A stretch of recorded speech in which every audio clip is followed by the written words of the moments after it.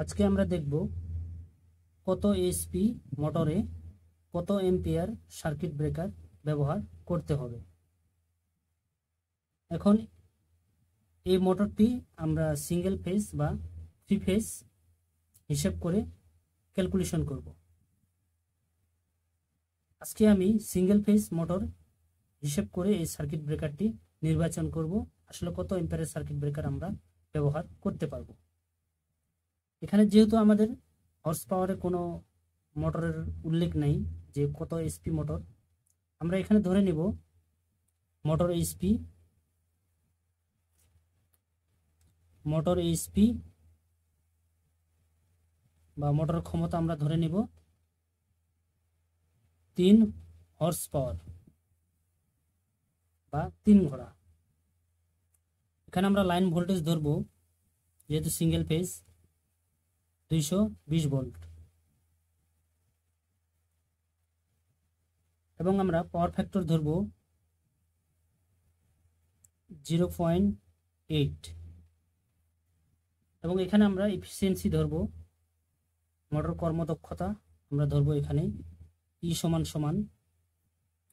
90% আমরা ধরব, তাহলে হয় 0.9। প্রথমে আমরা এই মোটরের ফুল লোড কারেন্ট বের করব। তাহলে আমাদের একটি সূত্র প্রয়োগ করতে হবে,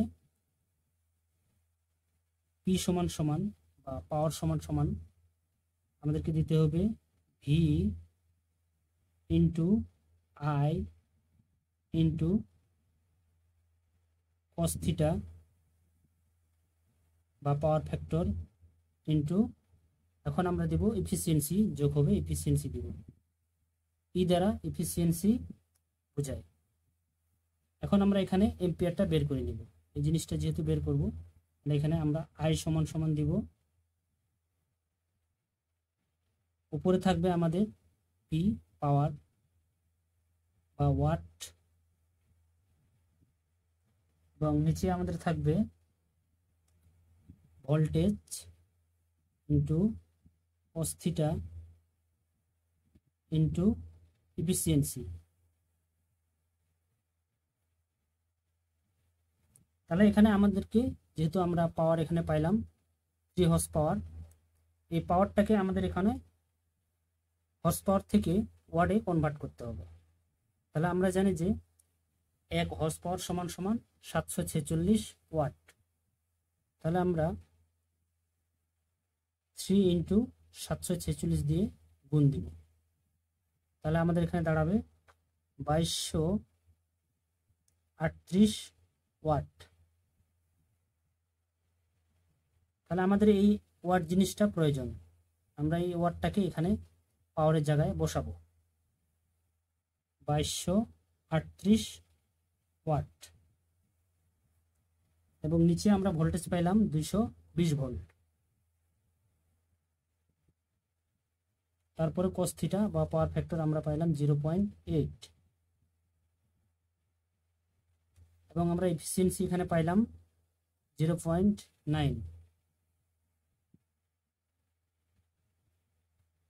এখন আমরা যদি এখানে ক্যালকুলেশন করি, উপরে আমাদের 2238 থাকবে, নিচে ক্যালকুলেশন করব 220 ভোল্ট, 0.8, 0.9, তাহলে আমাদের দাঁড়ায় 158.4। তাহলে আমাদের ভাগ করে দিলে আমরা এখানে পাবো 14.12 এম্পিয়ার। তাহলে এই 3 হর্স পাওয়ার মোটরে আমরা এখানে রেটেড কারেন্ট পাইলাম 14.12 এম্পিয়ার। তাহলে এটা হচ্ছে আমাদের এই মোটরের রেটেড কারেন্ট বা full load current, rated current.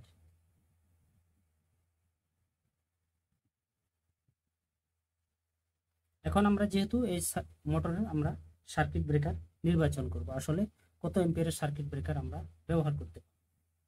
আমরা জানি যে একটি মোটর স্টার্টিং এর সময় 3 থেকে 4 গুণ কারেন্ট বেশি গ্রহণ করে। এখন আমাদের ইন্টারন্যাশনাল ইলেকট্রিক কমিশন যে একটি আমাদের স্ট্যান্ডার্ড একটা ভ্যালু দিয়ে গেছে যে মোটরের ক্ষেত্রে আমাদেরকে সার্কিট ব্রেকার নির্বাচন করতে হলে যে কোনো মোটরের জন্য আমাদেরকে 175% নির্বাচন করতে হবে। কারণ সঠিকভাবে আমরা যদি সার্কিট ব্রেকার নির্বাচন না করতে পারি সেই ক্ষেত্রে আমাদের মোটরের যে নিরাপত্তা যেটা দরকার সেটা আমরা পাবো না। তাহলে আমরা এখানে 14.12 এম্পিয়ারের সাথে 175% গুণ দিব।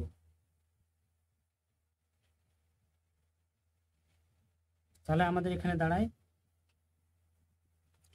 24.71 এম্পিয়ার।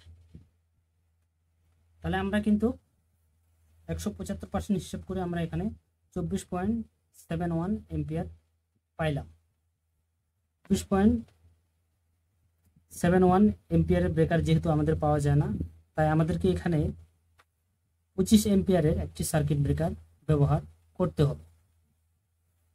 তাহলে আমরা এই 3 হর্স পাওয়ার মোটরের জন্য আমরা 25 এম্পিয়ার একটি সার্কিট ব্রেকার ব্যবহার করতে পারব।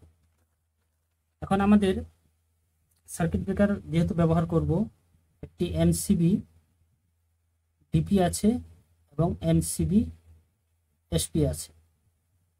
এটা ডাবল পোল আর এটি সিঙ্গেল পোল।